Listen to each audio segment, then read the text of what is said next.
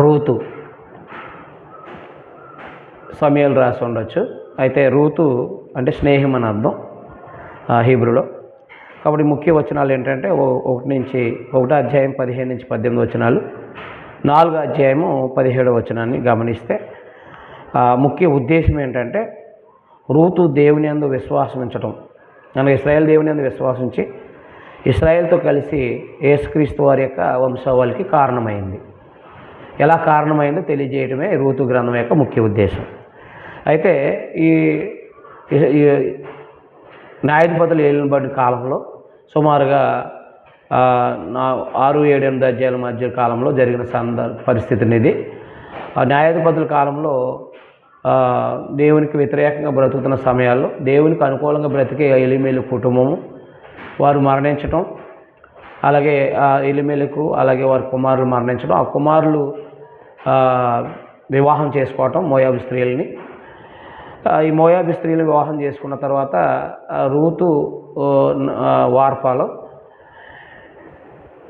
Naomi వాళ్ళ యొక్క కుటుంబాన్ని పోగొట్టుకున్నదే తిరిగి వెళ్తున్నప్పుడు వార్ప ముద్దు పెట్టుకుని వెళ్ళిపోవడం జరిగింది.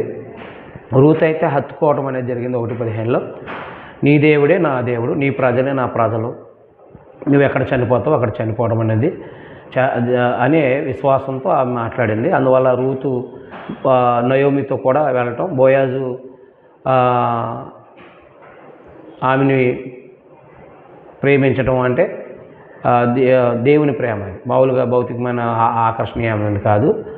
రూతు బోయాజు దగ్గర బంధువు కాబట్టి నయోమి యొక్క ప్రోత్సాహంతో ఆమె విడుదల పొందడం జరిగింది. అంటే ఇశ్రాయేల్లో భర్త చనిపోతే కనుక ఆమెని తన ఇంట్లో తమ్ముడు కానీ లేదా సమీప బంధువు కానీ చేసుకోవాలి. అలా సమీప బంధువు అయిన బోయాజు చేసుకోవటం, తర్వాత బిడ్డలు కంటం. ఆ బిడ్డలు అనగా బిడ్డలను కంటం, బిడ్డల్లో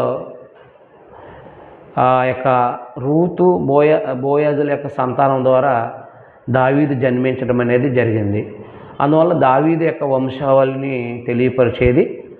తర్వాత ఇశ్రాయేలీల్లో యథార్థంగా బ్రతుకుతున్న కుటుంబాలు అనగా దేవుని యందు భయభక్తులు కలిగి జీవిస్తున్న కుటుంబాలు కూడా ఉన్నాయని చెప్పడంలో రూతు గ్రంథం మనకు ఒక మాదిరి అయింది.